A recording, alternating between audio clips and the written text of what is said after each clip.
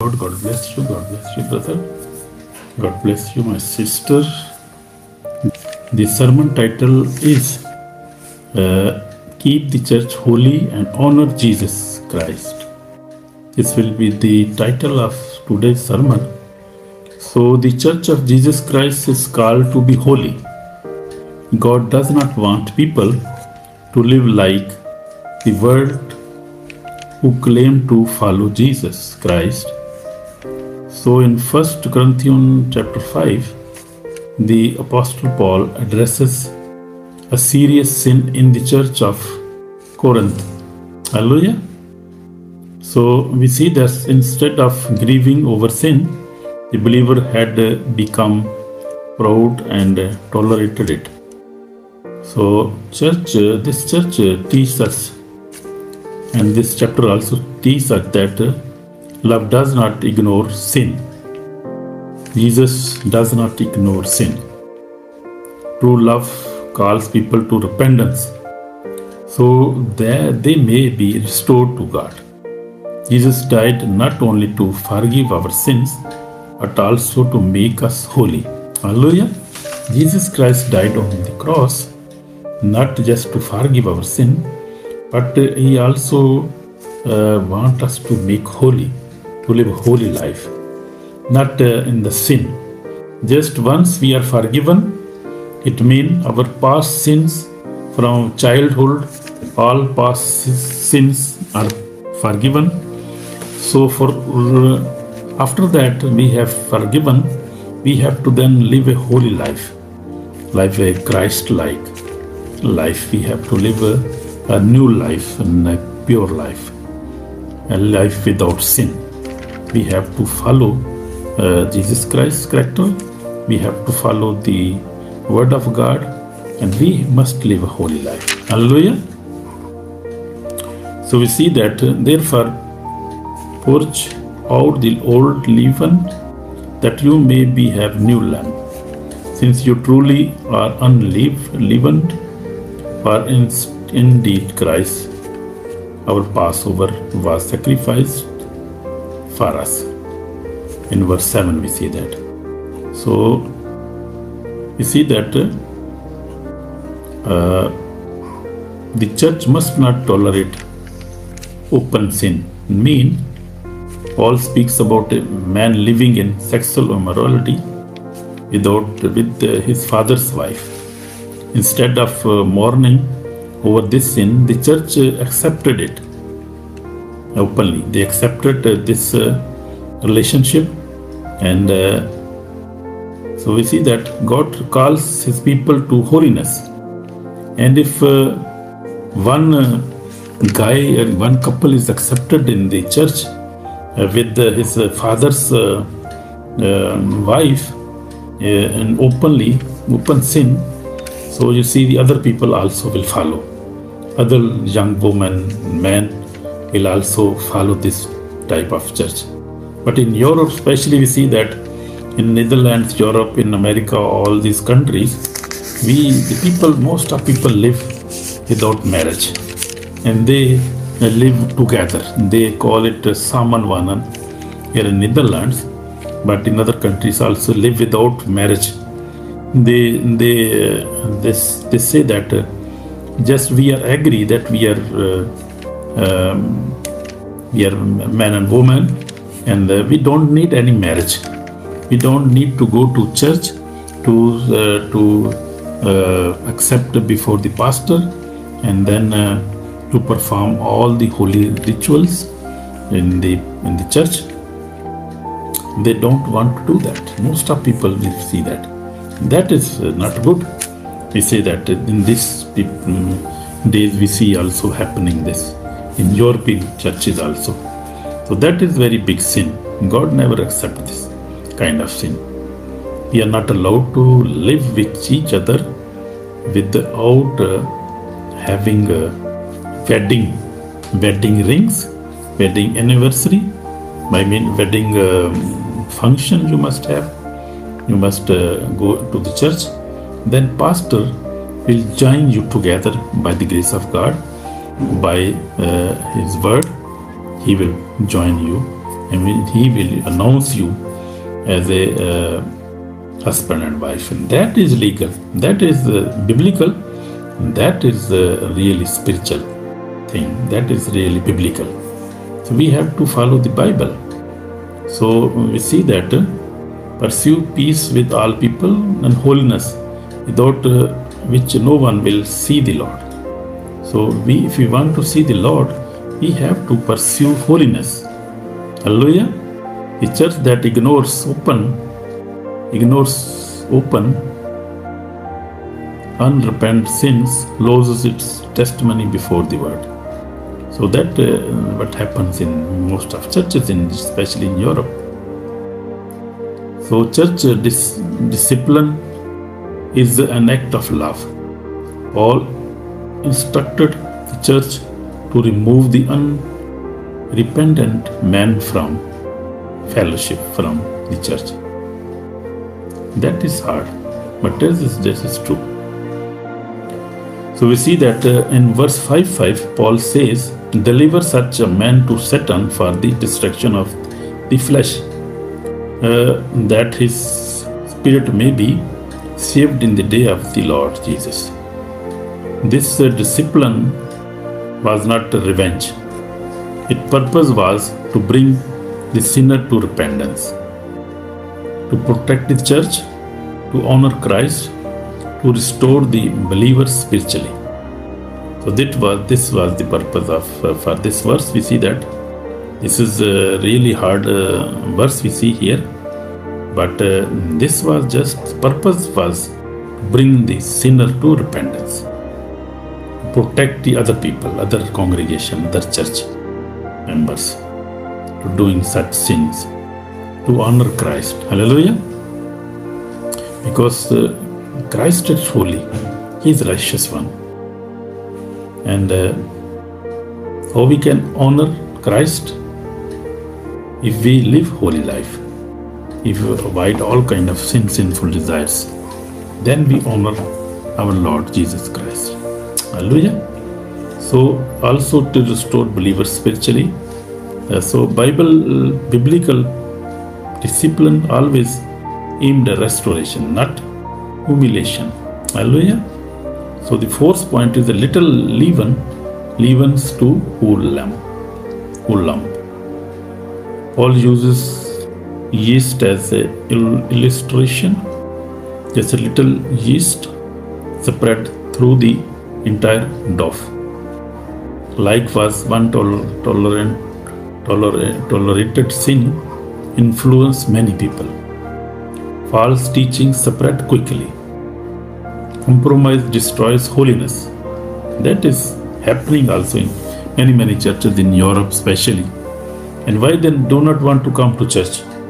Because they are not interested anymore in God, in spiritual things, in living holy life. They want to drink beer every day, wine, alcohol, cigarettes. Such addictions they don't want to leave. Therefore, they don't want to obey God, because God and God's word is always teaching us to live holy life. Hallelujah. So we see that compromises destroy holiness.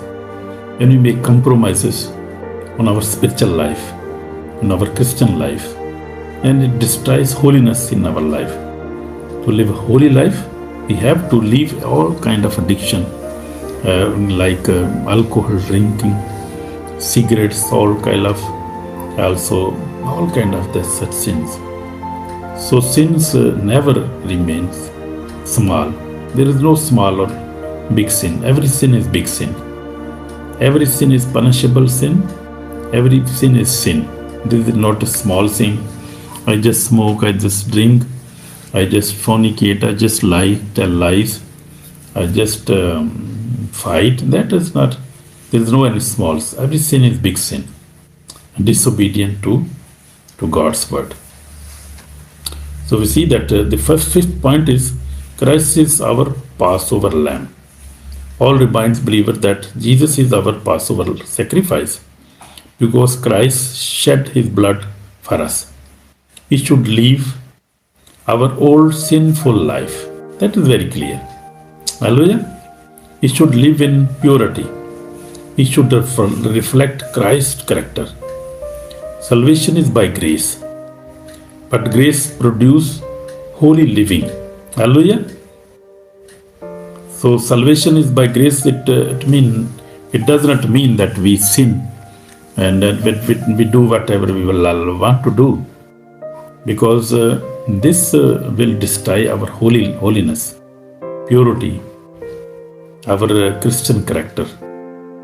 We are not allowed to live just a open sinful life. So salvation is by grace. Yes, that is true.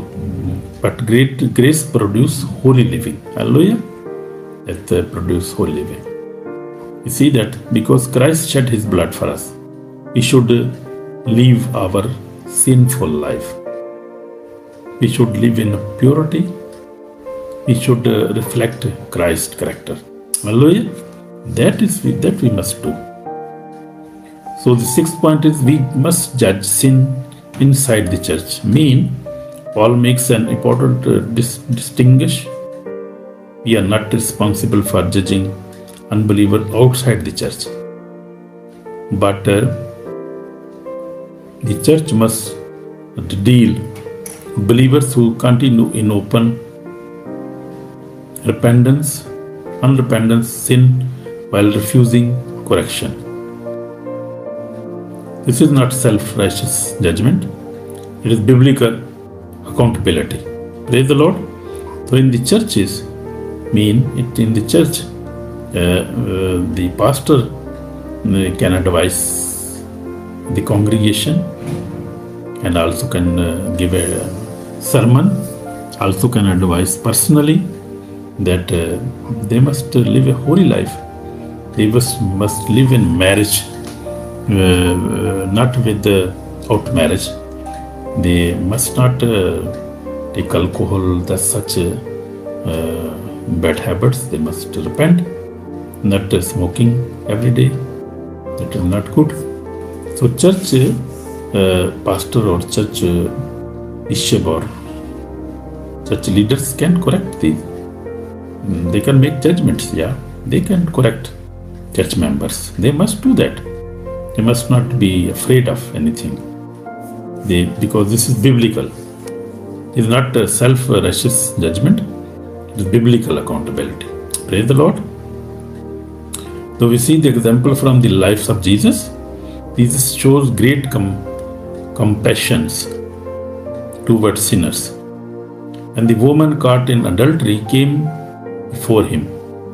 He did not condemn her, but he also said, John 8:11, neither do I condemn you, go and sin no more. So also we see always Jesus combine grace with truth. Hallelujah. He forgive, but he also called people to repentance and also to leave such sinful life. Because true repentance means to leave sinful life, to leave bad habits, to leave all kind of addiction, only pornography watching, videos and all. That the mobile is very big problem now, and it is producing many bad kind of sins in the people, especially young people are addicted with mobiles, watching many bad stuff. So we see in the Old Testament, Achan, Joshua 7, Achan secretly disobeyed God by keeping forbidden item from the victory to Jericho. His hidden sin brought defeat upon the entire nation of Israel. Only after sin was judged did God restore his blessing. Hallelujah. So this teaches us that tolerated sin affect the whole community. Praise the Lord. So we see such things we can ask some question to ourselves now. Am I hiding any secret sin? Am I living a holy life? Do I encourage biblical holiness? Am I quick to repent and God convicts me and Holy Spirit convicts me? Do I value the purity of Christ's church? Holiness is not legalism. Holiness becoming more like Jesus. Hallelujah. Holiness is becoming like Jesus Christ. Praise the Lord. So that is real love. I love Jesus. Thank you for Jesus Christ is my King. Yeah. Yes, brother. Yes, brother. You are right. Brother, you are right. So we see that in this, God's message to Christians today, many churches today face similar dangers. Accepting sin without repentance, treating holiness as optional, following culture instead of scriptures, avoiding correction because it is unforgivable and uncomfortable. Avoiding corrections because it is uncomfortable. Hallelujah. God still calls His church. Be holy, for I am holy. So world need a church that reflect Christ in body, love and holiness. Praise the Lord. Your salvation invitation now. If you have never trusted Jesus Christ as your Savior, my brother, my sister, today is the day of salvation. Hallelujah. Jesus Christ died on the cross for your sins, was buried and rose again on the third day. Come to Him in repentance and faith, my brother, my sister. He forgive every repentant sinner and give eternal life. Praise the Lord. So this is called for repentance now. Perhaps you are the believer who has drifted away from God. Today confess your sin, my brother, my sister. Return to Jesus. Allow the Holy Spirit to clean your heart and restore your fellowship with Him. Hallelujah. God's mercy is available to every repentant believer. His mercy is always available, 24/7. Whenever you want to confess your sin, He is ready to forgive you. So we see that in this chapter teaches us the church must be pure, must pursue holiness. Sin should never be celebrated or ignored. Church discipline seeks restoration. Jesus Christ is our Passover lamb. Every believer is called to live a holy life. Hallelujah. So God's grace forgives, and God's grace always transforms.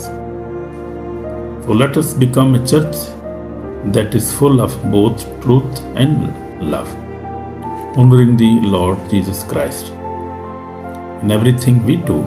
Praise the Lord. So I would like to pray for everybody, but before that, just I want to see again the points we have discussed today.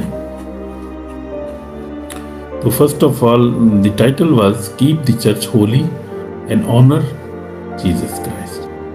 Praise the Lord. Honor Jesus Christ every day. So Church of Jesus Christ is called to be holy.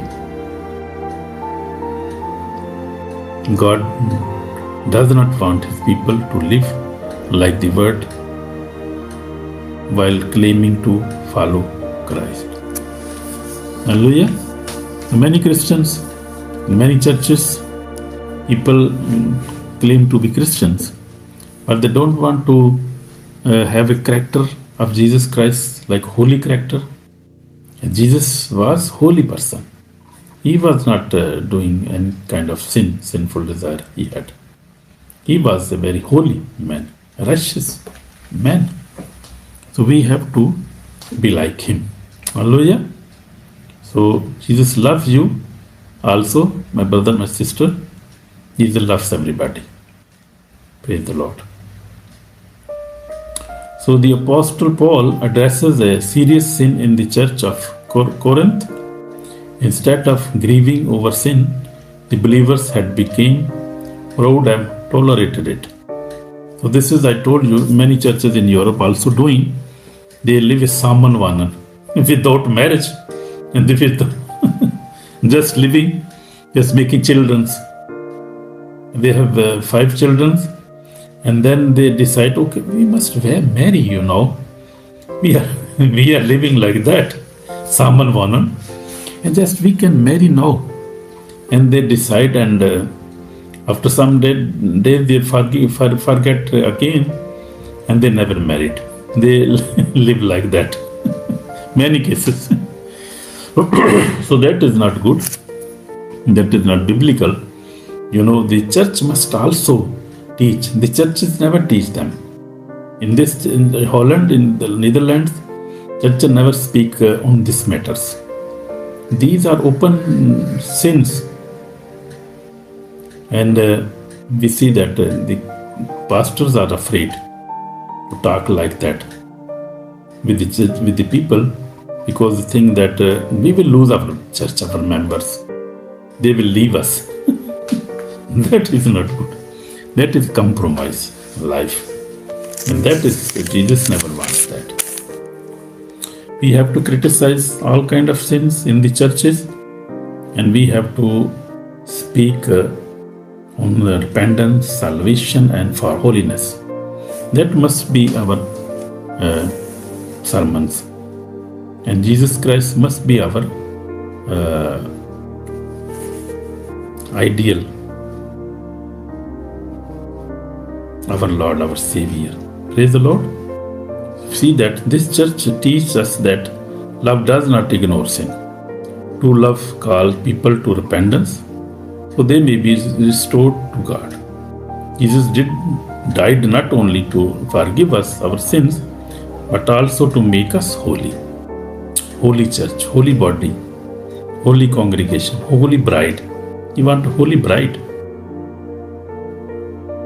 So, church must not tolerate open sins like sexual immorality. With his father's, he was with his father's wife. In this chapter, we see that that is not good. That is not acceptable in the church. So, church disciplines is an act of love. If church disciplines somebody, if church leaders or church pastors discipline or tell you something, that is love.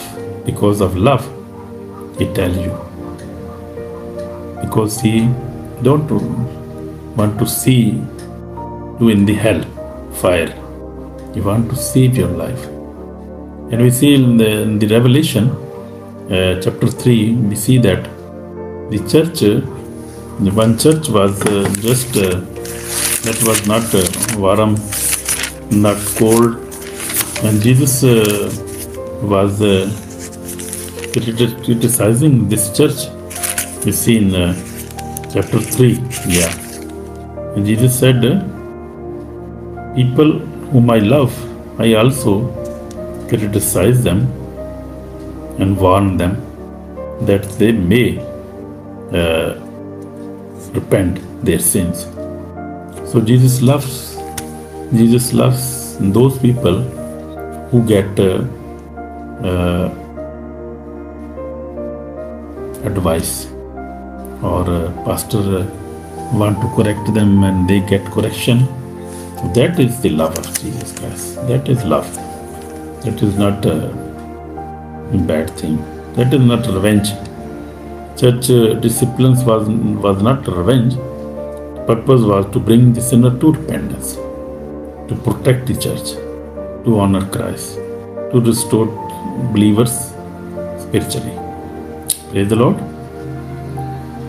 So biblical disciplines always aim at restoration, not humiliation. So we see that you must judge inside the church So church can judge people, can correct them, can advise them, can give them advice to avoid all kind of sinful habits. So see that we are not responsible for judging unbelievers outside the church, but in the church we can judge, we can advise them. But the church must deal with believers who continue in open unrepentant sin while refusing correction. You see that this is not self-righteous judgment, it is biblical accountability. Praise the Lord. So we see that Jesus Christ forgave that woman who was caught in adultery, and Jesus said, "Go and sin no more." Also we see that Paul the Apostle, he also was persecuting church. Jesus appeared on him on the road of Damascus and said, "Paul, Saul, Saul, why you persecute me?" He said, "Oh, who are you, Lord?" He said, "I am Jesus. You are persecuting my church. Stop that." So he stopped it, he repented and was baptized by the Holy Spirit by the water. After that he preached that he is our Messiah, he is the Lord. And we see we are still reading his letters. So he wrote 13 letters to the different churches, and he established many churches in Europe, especially in Greek, in Spain, in Italy, and many churches. Armenia, Macedonia, he visited many churches. And even first church was in Armenia. I was just watching a video. Armenia after the Italia, that so he was preached in these countries that time. So we see that we are going to pray now. So the lesson we have learned today, that and we see that many churches today face similar dangers: accepting sin without repentance, treating holiness as optional, following cultures instead of scriptures, avoiding corrections because it is uncomfortable. God still call his church, "Be holy, for I am holy." The world need a church that reflect Christ in both love and holiness. Hallelujah. So we are going to pray now, and the conclusion is that church must pursue holiness. Sin should never be celebrated or ignored. Church discipline seeks restoration. Jesus Christ is our Passover lamb. Every believer is called to live a holy life. God's grace forgives, and God's grace also transforms. In the grace of God, we must change our life day by day, step by step, leaving all kind of sinful desire, living all kind of sinful life, and try to live a holy life, repentance life, forgiving life. Forgive everybody. Forgive your husband, your parent, your wife, your sibling, everybody. And also change your life day by day. Leave all kind of sins in your old culture, in your old life was. Change them slowly. Hallelujah. So we see that now this is prayer time now. I want to pray for everybody. If somebody want to pray, can pray after me or with me. So Heavenly Father, thank you for sending your Son, Jesus Christ, to die for our sins. Forgive us where we have tolerated sin in our lives. Create us clean heart and renew a right spirit within us. Help us to walk in holiness, truth, humility, and love. Strengthen your church to remain faithful to you, to your word, until the return of Jesus. O Lord Jesus, we are sinners, Lord. We always make sins. Forgive us. Wash us with precious blood. Save our soul today. Save our wife, our husband, our children, our parents, our country, and help us to live a holy life. Lord, we need holiness, we need repentance, we need salvation. And Jesus, only you can clean us, wash us, and can give us grace to live holy life every day. We need your help, Lord. Help us. Bless our families, heal us, deliver us, and give us breakthrough in our lives. Lord, we love you and we belong to you, Jesus Christ, because you purchased us with your precious blood. We belong to Jesus Christ. We are children of God. We are citizens of heaven. Lord, thank you for this privilege. Thank you, Lord Jesus, that we are your children and you love us. Thank you, Lord Jesus, for your love. Thank you, Father. In Jesus' name, amen. So thank you, my brother, my sister. You are really blessed. God has blessed you.